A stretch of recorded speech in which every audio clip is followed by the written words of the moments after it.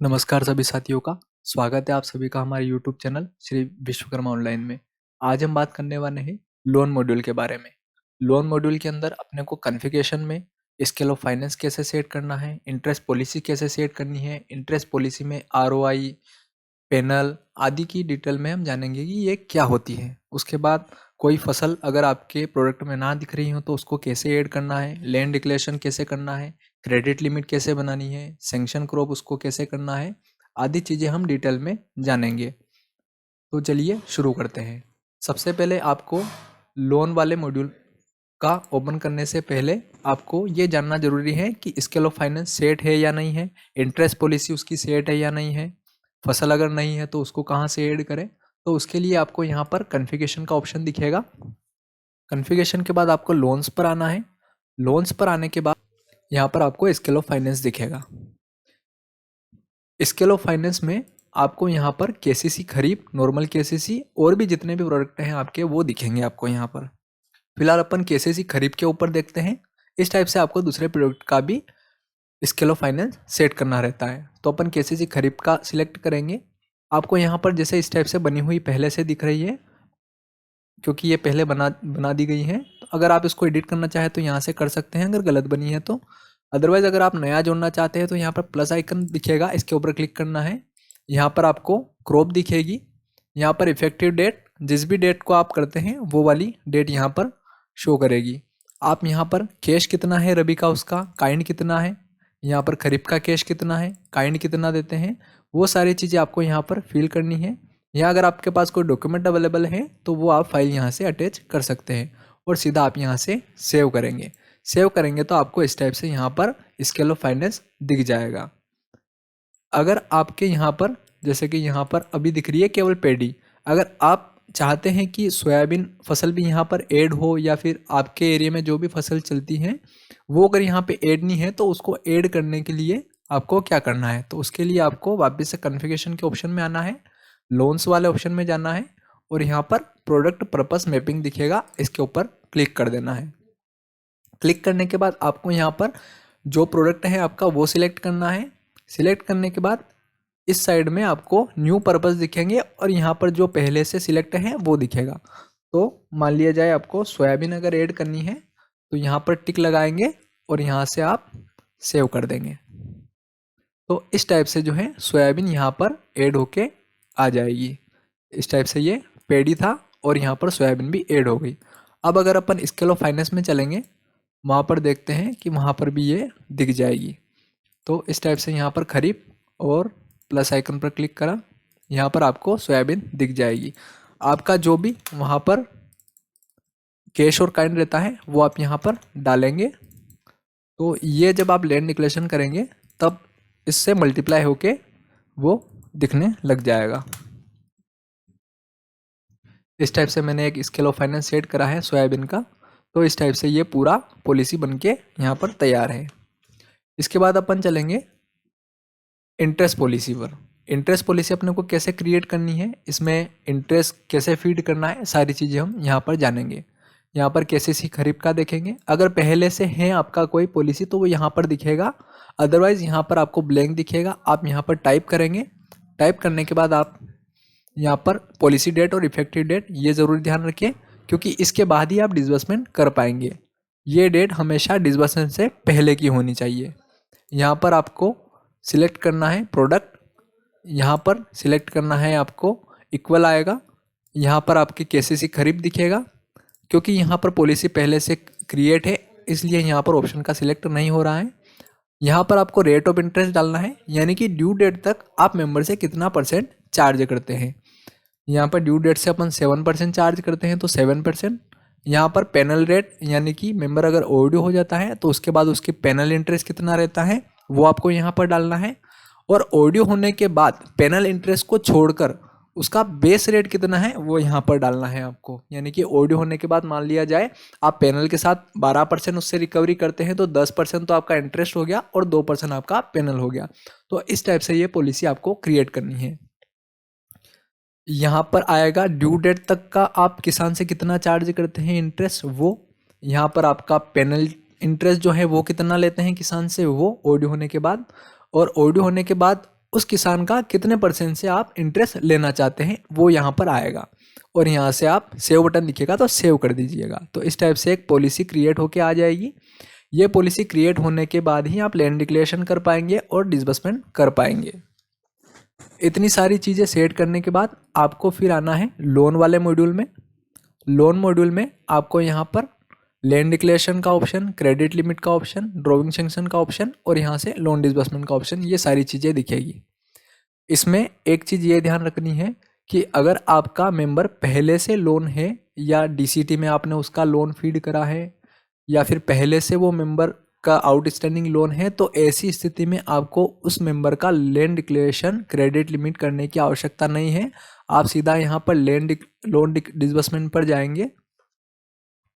यहाँ पर आपको मेंबर नंबर सर्च करना है, जो भी मेंबर नंबर है वो। यहाँ से आप सीधा उसका पर्पस सिलेक्ट करेंगे। पर्पस सिलेक्ट करने के बाद आप यहाँ से सीधा उसका डिसबर्समेंट कर सकते हैं। अगर उस मेंबर का प्रोडक्ट पहले से नहीं है तो आपको ऐसी स्थिति में लैंड डिक्लेरेशन करने की आवश्यकता है। पहले ये ज़रूर चेक कर लें कि उस मेंबर का आउटस्टैंडिंग लोन था पहले या फिर पहले से उसका प्रोडक्ट है, तो आपको लैंड डिक्लेरेशन करने की ज़रूरत नहीं है। अब हम शुरू करते हैं लैंड डिक्लेरेशन। लैंड डिक्लेरेशन पे क्लिक करना है आपको। यहाँ पर जिस भी मेंबर का लैंड डिक्लेरेशन करना है उसका एडमिशन नंबर डालेंगे, टैब बटन प्रेस करेंगे तो उसका डिटेल यहाँ पर ओपन हो जाएगा। उसका नेम, विलेज और फादर नेम दिखेगा। आपको यहाँ पर इस टाइप से जो भी उसका पॉलिसी जो भी आपने लैंड डिक्लेरेशन पहले इससे पहले कर रखा है वो दिखेगा। यहाँ पर आपको जैसे खरीफ का अगर लैंड डिक्लेरेशन करना है तो आप यहाँ पर प्लस आइकन करके यहाँ से उसका ऐड कर सकते हैं। इसमें एक समस्या और ये आती है कि जैसे कि अपनों ने यहाँ पर विलेज सिलेक्ट करा है, क्योंकि यहाँ पर पहले से उसका लैंड डिक्लेरेशन है तो वो यहाँ पर जो अवेलेबल लैंड है वो 0 दिखा रहा है। अगर ऐसी स्थिति है और अगर आपको उसका फिर भी लैंड डिक्लेरेशन करना है, क्योंकि बहुत से जो स्टेट है उसमें ऐसा होता है कि खरीफ का अलग लोन दिया जाता है, रबी का अलग लोन दिया जाता है, सेम लैंड रहती है उस पर, तो उसको डबल से अगर आपको लैंड डिक्लेरेशन करना है तो उसके लिए एक पैरामीटर रहता है, उसको आप सेट करने की ज़रूरत रहती है। तो वो पैरामीटर हम जानते हैं। यहाँ पर आपको लोन वाले पैरामीटर लोन्स और यहाँ पर लोन मॉडिफाई लोन पैरामीटर के ऊपर क्लिक करना है। यहाँ पर आपको सर्च करना है land declaration for multiple purpose of same product, और यहाँ पे आपको यस करके उसको अपडेट कर देना है। यहाँ पर ये वाला और multiple time land declaration same loan number, इस टाइप से दोनों यस करके आप अपडेट कर देंगे तो आपकी जो भूमि है वो यहाँ पर दिखनी शुरू हो जाएगी। क्योंकि ये डेमो आईडी है इसलिए वो वर्क नहीं कर पा रहा है, बाकी आपकी जो ओरिजिनल आईडी रहेगी वहाँ पर वो वर्क करना स्टार्ट कर देगा। ऑप्शन इनेबल करने के बाद आपको यहाँ पर वापस से वो कही हुई लैंड डिक्लेरेशन वाली फील्ड में आना है और यहाँ से आपको प्लस आइकन पर क्लिक करना है। यहाँ पर आपको केसीसी जो भी आप डिक्लेरेशन करना चाहते हैं वो सिलेक्ट करें, पर्पस सिलेक्ट करना है, यहाँ पर विलेज का नाम सिलेक्ट करना है। आपको विलेज का नाम सिलेक्ट करने के बाद इस टाइप से सर्वे नंबर दिख जाएंगे। आपको यहाँ पर जो ज़मीन है उसकी जितनी ज़मीन का डिक्लेरेशन करना है वो डालें, यहाँ पर उसकी जो भी वैल्यू है ज़मीन की वो डालनी है और यहाँ से आपको सेव कर देना है। तो इस टाइप से ये एक स्टेज तो हो गई कि आपने लैंड डिक्लेयर कर दिया। अब डिक्लेरेशन करने के बाद उसके क्रेडिट लिमिट बनानी रहती है, तो क्रेडिट लिमिट वाले ऑप्शन पे आप यहीं से जा सकते हैं। यहाँ पर आपको जिस भी पर्पस में आपने लैंड डिक्लेरेशन करा था वो पर्पस सिलेक्ट करना है, यहाँ से आपको व्यू कर देना है। व्यू करेंगे तो वो मेंबर आपको यहाँ पर दिख जाएगा जिस भी पर्पस का आपने लैंड डिक्लेरेशन कराया, और यहाँ से आपको सेव कर देना है। सेव करने के बाद इसकी तीसरी स्टेप रहती है सैंक्शन करना रहता है। जब तक आप सैंक्शन नहीं करोगे तब तक वो मेंबर आपका लोन डिसबर्समेंट में नहीं दिखेगा। आपको यहाँ पर टिक लगाना है। यहाँ पर आपको उस मेंबर का एडमिशन नंबर डालना है। एडमिशन नंबर डालेंगे तो यहाँ पर प्रोडक्ट दिख जाएगा, यहाँ से आपको व्यू कर देना है। व्यू करने के बाद जो भी आपने लैंड डिक्लेरेशन करी थी वो यहाँ पर दिख जाएगी। यहाँ पर आपको जिस भी स्कीम के अंतर्गत आप उसको लोन दे रहे हैं, नाबार्ड, ओपीपी, डीटीपी, एसएओ, वो आपको सिलेक्ट करना है, यहाँ से आपको सेव कर देना है। ये अपनी प्रोसेस हो गई लैंड डिक्लेरेशन, क्रेडिट लिमिट और सैंक्शन क्रॉप। इन 3 स्टेप को फॉलो करने के बाद जिस भी डेट में उसका लोन डिसबर्समेंट करना है उस डेट में आप लॉगिन करके लोन डिसबर्समेंट कर सकते हैं। पर ये ध्यान रखना ज़रूरी है कि जिस डेट में आप लोन डिसबर्समेंट करेंगे उससे पहले ही लैंड डिक्लेरेशन, क्रेडिट लिमिट और ड्राइविंग सैंक्शन होना चाहिए। अगर आप मान लीजिए जाए 5 अप्रैल को लोन डिसबर्समेंट करना चाहते हैं, आपने क्रेडिट लिमिट, ड्राइविंग सैंक्शन या लैंड डिक्लेरेशन 10 अप्रैल को किया है, तो आप लोन डिसबर्समेंट 5 अप्रैल को नहीं कर पाएंगे। वो लोन डिसबर्समेंट आपको 10 अप्रैल के बाद ही कर पाएंगे। फिलहाल इस मेंबर का अपनों land declaration, credit limit, driving sanction तीनों कर दिए हैं। अब लोन डिसबर्समेंट पर आते हैं। यहाँ पर लोन डिसबर्समेंट पर आपको क्लिक करना है। लोन डिसबर्समेंट पर क्लिक करने के बाद आपको यहाँ पर मेंबर नंबर डालने हैं और टैब बटन प्रेस करना है। तो इस टाइप से उस किसान का जो भी डिटेल है वो यहाँ पर ओपन होके आ जाएगा। यहाँ पर प्रोडक्ट दिख जाएगा आपको खरीफ, अकाउंट नंबर यहाँ पे दिख जाएंगे, यहाँ पर एक्टिविटी में डिसबर्समेंट लिखा है। यहाँ पर आप उसका अगर कैश से किसान को लोन देते हैं तो कैश, और अदरवाइज उसका ट्रांसफ़र से करते हैं तो ट्रांसफ़र। फिलहाल यहाँ पर ट्रांसफ़र सिलेक्ट करेंगे, जनरेट न्यू बैच, यहाँ पर बैच आईडी आ जाएगी। यहाँ पर आपको डिसबर्समेंट अमाउंट लिखना है। मान लिया जाए इसको 50,000 का अगर डिसबर्समेंट है तो 50,000। बहुत सारी बार क्या होता है कि यहाँ पर जो आपकी लोन एलिजिबिलिटी है वो यहाँ पर कम दिखाई देती है या ज़ीरो दिखाई देती है। जैसे कि यहाँ पर 1,08,000 रुपये दिख रही है, अपने को इसको 2 लाख का डिसबर्समेंट करना है, तो ये हो नहीं पाएगा। Amount can not exist balance amount. तो ऐसी स्थिति में अगर यहाँ पर जो लिमिट है वो गलत दिख रही है तो यहाँ पर एक एडिट सैंक्शन अमाउंट करके एक ऑप्शन दिखता है, इसके ऊपर आपको क्लिक करना है। यहाँ पर आप उसका जो भी सैंक्शन अमाउंट है वो चेंज कर सकते हैं और यहाँ से अपडेट कर सकते हैं। तो इस टाइप से यहाँ पर जो है वो आपका लोन एलिजिबिलिटी जो है वो बढ़ के दिखाई देगा।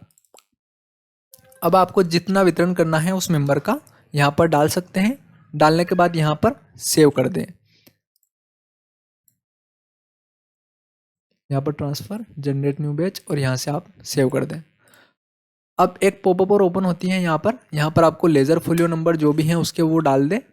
यहाँ पर अगर आप DCCB अकाउंट नंबर डालना चाहें तो वो डाल सकते हैं, ओल्ड लोन नंबर, जो भी डिटेल आप फीड करना चाहें वो डालकर यहाँ से प्रिपेयर कर दें।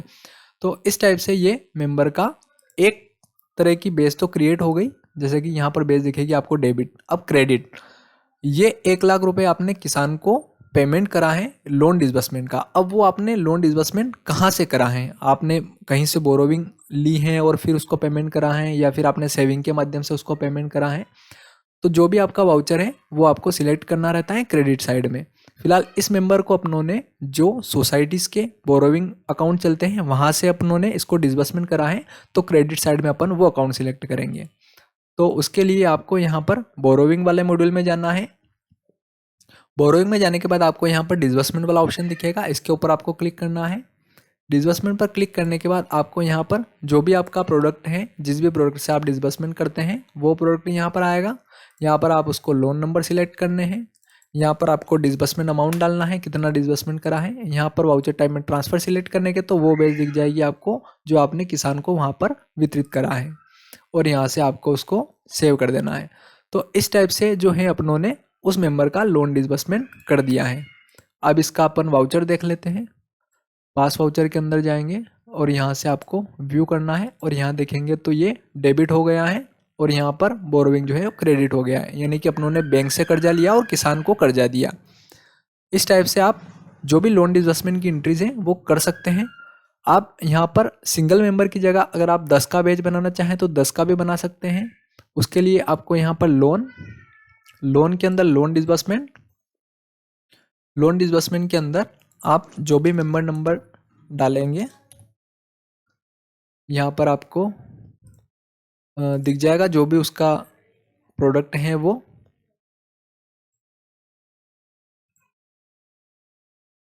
या आप उसको ट्रांसफ़र सिलेक्ट करेंगे तो वो बैच जो रहेगी, जैसे कि अभी अपनों ने उस बैच को क्लियर कर दिया है इस वजह से यहाँ नहीं दिख रही है, बाकी वो बैच यहाँ पे दिखेगी। उसको क्लिक कर दें तो वो बैच सिलेक्ट हो जाएगी और आप एक से ज़्यादा मेंबर का डिसबर्समेंट यहाँ से कर सकते हैं। जितने मेंबर हैं वो पहले आप सिलेक्ट करके यहाँ पर उसका बैच बना ले। 10 मेंबर है तो 10 का बैच बना ले। उसके बाद आपको बोरोविंग वाले मॉड्यूल में जाकर उसका डिसबर्समेंट करना है।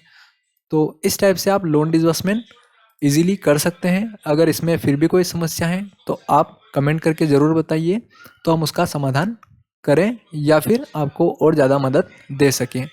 इसके बाद अगले वीडियो में हम लोन कलेक्शन के बारे में जानेंगे कि लोन कलेक्शन अपने को कैसे करना है, और जो आपका एम्प्टी लोन